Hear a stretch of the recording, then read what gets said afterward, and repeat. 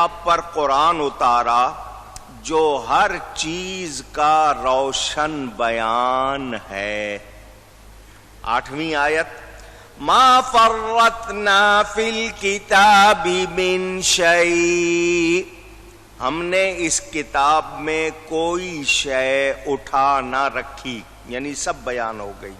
9ویں آیت، ما كان حديثا يفترى ولكن تصديق الذي بين يديه وتفصيل كل شيء، یہ قرآن کوئی گڑی ہوئی بات نہیں بلکہ اگلی کتابوں کی تصدیق ہے اور ہر شے کی تفصیل ہے۔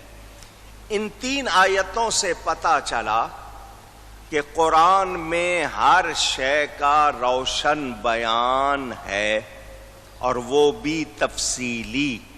چنانچہ حضرت مجاہد اور ابن سراقہ کیا کہتے ہیں کہ تمام عالم میں کوئی چیز ایسی نہیں ہے جس کا بیان قرآن میں نہ ہو۔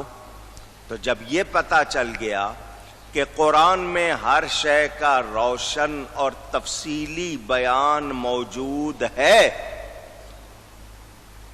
تو ہمارے اہل سنت و جماعت والے کیا کہتے ہیں؟ ہر شے سے مراد موجود، اور موجودات میں مکتوبات قلم، مکنونات لوح محفوظ کے جو کچھ لوح محفوظ میں لکھا ہوا ہے وہ بھی داخل ہے۔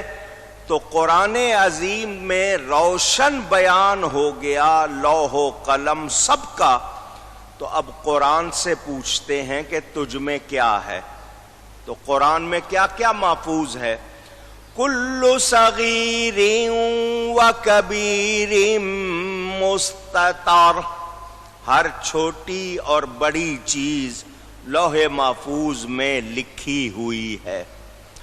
لا حبۃ فی ظلمات الارض ولا رطب ولا یابس الا فی کتاب مبین، کوئی دانہ ایسا نہیں جو زمین کی اندھیریوں میں ہو، اور نہ کوئی تر اور نہ کوئی خشک چیز مگر وہ لوح محفوظ میں ہے۔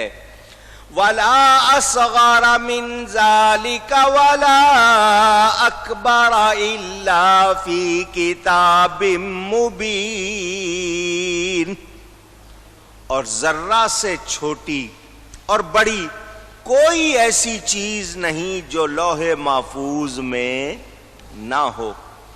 وَكُلُّ شَيْءٍ أَحْصَيْنَاهُ فِي إِمَامٍ مُبِينٍ، اور ہم نے ہر شے کو لوح محفوظ میں محفوظ رکھا ہے، کر رکھا۔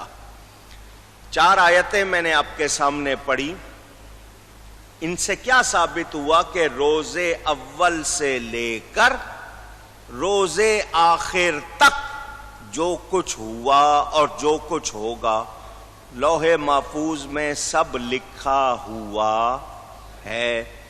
اس کا روشن اور تفصیلی بیان قرآن پاک میں ہے، اور جو کچھ قرآن پاک میں ہے اس کا مکمل کامل علم اللہ تعالی نے اپنے پیارے نبی صلی اللہ علیہ وسلم کو عطا فرمایا۔ تو بلا شبہ حضور ما کانا وما یکون کے عالم ہوئے، کوئی شبہ نہیں۔ یہاں اتنی آیتیں سن کر ایک سمجھنے والے کے لیے کوئی شبہ رہتا نہیں۔ آئیے اس حوالے سے مزید باتیں کروں۔